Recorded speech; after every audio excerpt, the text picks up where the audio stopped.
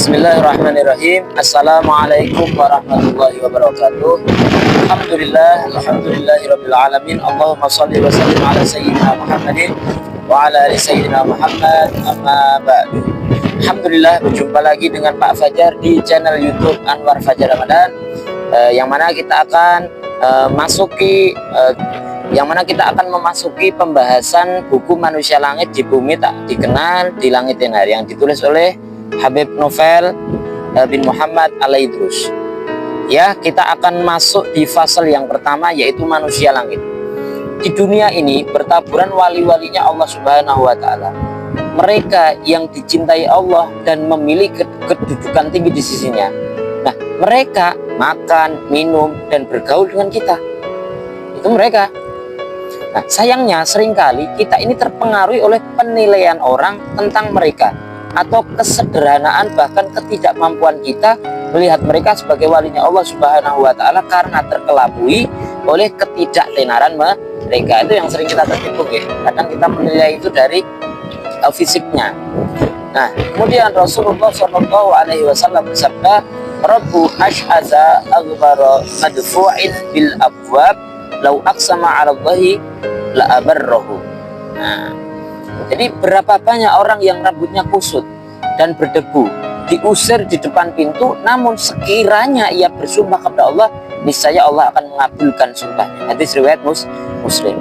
Suatu hari ketika Rasulullah SAW ini sedang duduk bersama beberapa sahabat, lewatlah seseorang di hadapan mereka. Nabi pun bertanya kepada mereka, bagaimana pendapat kalian tentang orang itu? Jadi ada orang yang lewat di depan sahabat dan Rasulullah SAW. Lalu para sahabat menjawab, wahai Rasulullah, dia termasuk tokoh masyarakat. Orang ini jika melamar seorang wanita, lamarannya pasti diterima. Jika dia melindungi seseorang, tentu perlindungannya akan disetujui. Bila mendengar jawaban mereka, Nabi terdiam. Tidak lama kemudian, lewat orang lain di depan mereka. Lalu Rasulullah bertanya, bagaimana pendapat kalian tentang orang itu? Nah, mereka menjawab, demi Allah, wahai Rasulullah, dia merupakan seorang muslim yang miskin. Jika melamar wanita, pasti lamarannya ditolak. Jika dia melindungi seseorang, ya pasti perlindungannya ditolak. Dan jika berbicara, maka tidak ada yang mau mendengarkannya. Maka Rasulullah bersabda, sungguh orang itu yang miskin tadi lebih baik daripada seisi dunia yang dipenuhi oleh orang yang pertama tadi. Hadis riwayat Bukhari, Muslim, dan Ibnu Majah. Nah, dalam kesempatan lain Rasulullah SAW menceritakan tentang 3 anak bayi yang dapat berbicara. Salah satunya adalah bayi Bani Israel. Nah, dahulu di Bani Israel ada seorang wanita yang sedang menyusui bayinya. Ini ada kisah ini. Tiba-tiba lewatlah seorang laki-laki tampan. Ini ada laki-laki tampan lewat mengendarai tunggangannya mewah di hadapan wanita ini. Wanita itu berkata, ya Allah, jadikanlah anakku ini seperti pemuda itu. Maka sang bayi tiba-tiba melepaskan susu ibunya.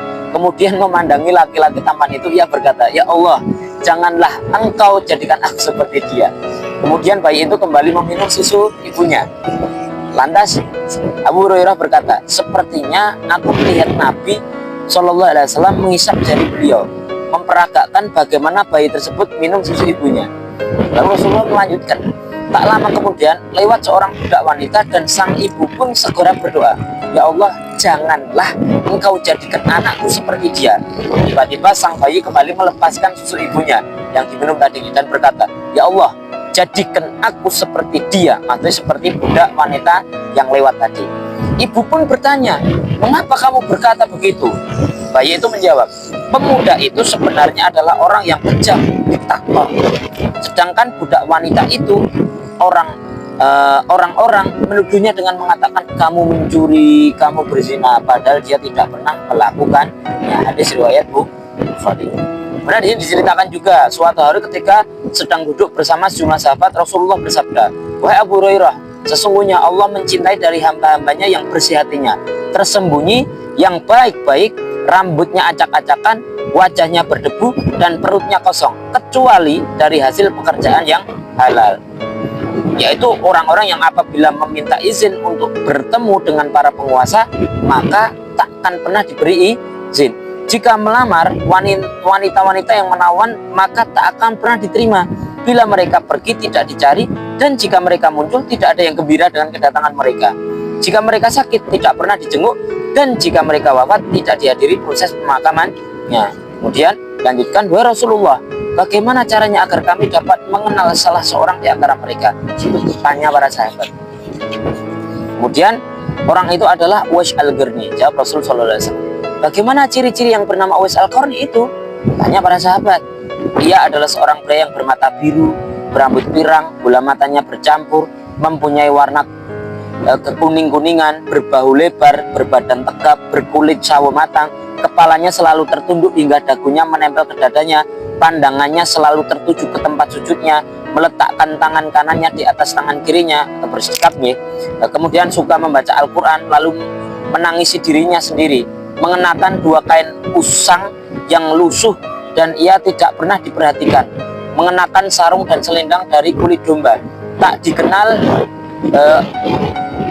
dikenal dia oleh penghuni bumi, akan tetapi tenar di kalangan penghuni langit.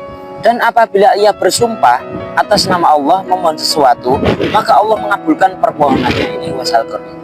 Ketahuilah, sungguhnya di bawah pundak kirinya ada tanda berwarna putih. Sungguh ketika kelak para hamba di hari kiamat diseru, masuklah kalian ke dalam surga, maka kepada Uwais akan diseru, berhentilah, berilah syafaat. Lalu Allah memberikan kemampuan untuk memberikan syafaat atau pertolongan kepada sejumlah orang seperti jumlah masyarakat suku Rabi'ah dan Mudhar, yaitu 2 kabilah bangsa Arab. Wahai Umar, wahai Ali, apabila kalian berdua bertemu dengan Uwais Al-Qarni, maka mintalah kepadanya agar kiranya ia mau memintakan ampun untuk kalian, maka Allah akan mengampuni kalian berdua. Itu wasiat Nabi Muhammad kepada Sayyidina Umar dan Sayyidina Ali. Selama 10 tahun Sayyidina Umar dan Ali mencari Uwais, akan tetapi tidak pernah menemuinya. Pada tahun terakhir pemerintahnya sebelum wafatnya, Sayyidina Umar berdiri di Gunung Abi Qubais dan berseru dengan suara keras, wahai jamaah haji dari Yaman, apakah di antara kalian ada yang bernama Uwais dari suku Murad? Nah, kemudian seorang laki-laki yang sangat tua dan berjenggot panjang berdiri dan berkata, kami tidak mengenal siapa Uwais, akan tetapi keponakanku biasa dipanggil Uwais. Ia tidak dikenal, tidak berharta, dan terlalu hina untuk kami perlihatkan kepadamu. Ia mengembala onta-onta kami dan sangat tidak berharga di kalangan kami. Kemudian Sayyidina Umar pura-pura tidak menginginkan Uwais dan kembali bertanya, di mana keponakan itu? Apakah ia saat ini berada di wilayah kami? Benar, ia berada di sini. Mana ia dapat ditemukan? Tanya Sayyidina Umar. Di Arafah, jawabnya. Kemudian Sayyidina Umar dan Sayyidina Ali segera menunggangi kendaraannya bergegas menuju Arafah. Nah, di sana tampak ada seorang lelaki berdiri menunaikan sholat di dekat sebuah pohon, sementara beberapa ekor unta menggembala di sekelilingnya. Sayyidina Umar dan Sayyidina Ali menambatkan tali ketang ke keledai mereka, lalu menghampiri lelaki itu dan mengucapkan salam kepadanya. Assalamualaikum. Laki-laki itu mempersingkat salatnya dan menjawab salam keduanya. Kemudian Uwais mempercepat salatnya, lalu menjawab salam keduanya. Assalamualaikum warahmatullahi wabarakatuh. Lalu tanya keduanya, siapakah Anda? Jawab Uwais Al-Qarni, gembala dan buruh kaum. Kami tidak bertanya mengenai pekerjaanmu, siapa namamu? Aku Abdullah, hamba Allah, jawab Uwais. Kami mengetahui bahwa penghuni langit dan bumi semuanya adalah Abdullah. Yang kami tanyakan adalah nama yang diberikan ibumu kepadamu. Nah, apa yang kalian berdua inginkan dariku? Tanya Uwais. Nabi Muhammad telah menjelaskan kepada kami ciri-ciri seorang yang bernama Uwais Al-Qarni. Kami telah melihat matamu yang biru dan rambutmu yang pirang. Beliau juga menjelaskan kepada kami bahwa di bawah pundak kirimu ada tanda putih. Perlihatkanlah kepada kami jika memang ada padamu, maka engkaulah Uwais yang dimaksud Nabi Muhammad SAW. Lelaki itu memperlihatkan pundak kirinya dan ternyata di bawah pundak kirinya benar terdapat tanda putih. Sayyidina Umar dan Ali pun segera berebut menciumnya, mencium Uwais Al-Qarni, yang mana tidak terlalu viral di bumi, tapi tenar hilang. Kemudian keduanya berkata, kami bersaksi bahwa engkau adalah Uwais Al-Qarni. Tolong mintakan ampun kepada Allah untuk kami, semoga Allah juga mengampuni. Aku tidak mengistimewakan istighfarku untuk diriku sendiri maupun salah seorang anak cucu Adam. Akan tetapi aku memintakan ampun untuk semua orang yang di daratan dan di lautan, pria dan wanita yang beriman serta seluruh umat Islam, lelaki maupun perempuan. duhai kalian yang Allah telah menampakkan kepada kalian keadaanku dan menunjukkan kepada kalian siapa diriku, siapakah kalian? Itu tanya Uwais. Terus dijawab, Sayyidina Ali pun menjawab, beliau adalah Amirul Mukminin, yaitu Sayyidina Umar. Sedangkan aku adalah Ali bin Abi Thalib. Uwais pun segera berdiri tetap dan berkata, salam sejahtera serta rahmat dan keberkahan Allah semoga senantiasa terlimpahkan untukmu, wahai Amirul Mukminin, dan untukmu pula, wahai putra Abu Thalib. Semoga Allah membalas kalian berdua dengan limpahan kebaikan atau atas jasa kalian kepada umat Islam. Semoga Allah membalasmu dengan limpahan kebaikan pula. Itu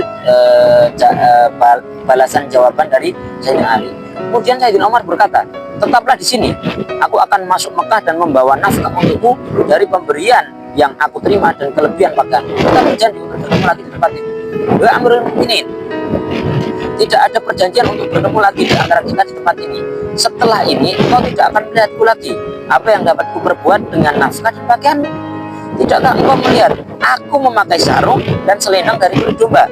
Kapan keduanya robek, tidaklah engkau melihat aku mengenakan sandal yang bertambalan.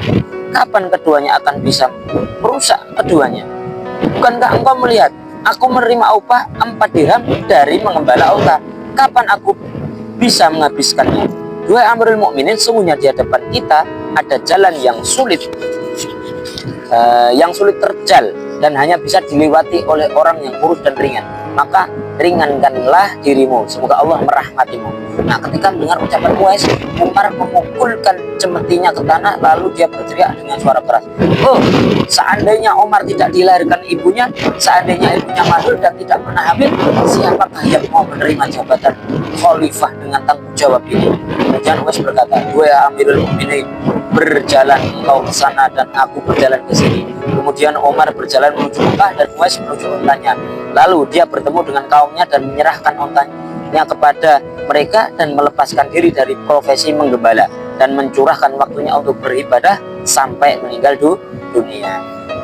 Dan di sini juga dikatakan Sayyidina Ja'far As-Shadiq dalam suatu kesempatan berkata, sesungguhnya Allah Ta'ala menyembunyikan 3 hal di dalam 3 hal. Allah menyembunyikan keridhoannya dalam ketaatan kepadanya, maka janganlah kalian pernah meremehkan satu pun ketaatan. Karena bisa jadi disitulah terletak keridhoannya Allah Ta'ala. Allah meletakkan amarahnya di dalam kemaksiatan kepadanya, maka janganlah kalian pernah meremehkan satu pun kemaksiatan kepadanya. Karena bisa jadi disitulah terletak amarahnya Allah Ta'ala. Dan Allah meletakkan derajat kewaliannya kepada hamba-hambanya, maka jangan pernah kalian meremehkan satu pun dari hamba Allah, karena bisa jadi dia adalah walinya Allah Ta'ala. Karena itu sungguh beruntung orang yang dipertemukan dengan mereka, yaitu orang-orang yang tidak dikenal di bumi, akan tetapi dibanggakan dan tenar oleh penduduk langit. Mereka lah pelita alam, penebar kasih sayang. Satu-satunya cara untuk menemukan mereka adalah dengan berprasangka baik kepada semua hamba-hambanya Allah Subhanahu wa Ta'ala. Jadi di sini Habib Novel itu ingin mengajarkan kepada kita bahwasanya kita itu harus berprasangka baik kepada seluruh hamba-hambanya Allah Ta'ala, karena bisa jadi itu adalah walinya Allah Ta'ala. Itu bisa jadi walinya Allah Subhanahu wa Ta'ala. Kayak ceritanya Uwais Al-Qarni, dia tidak terlalu viral di dunia, tapi luar biasa viralnya di langit Allah Subhanahu wa Ta'ala. Semoga Allah Ta'ala berikan kesempatan, berikan karunia kepada kita, supaya kita itu tetap berhusnuzon kepada siapapun hambanya Allah Subhanahu wa Ta'ala, dan mudah-mudahan Allah Ta'ala selalu mencocokkan kita dengan kebaikan, keberkahan dan kebaikan. Wallahu a'lam bishawab. Assalamualaikum warahmatullahi wabarakatuh.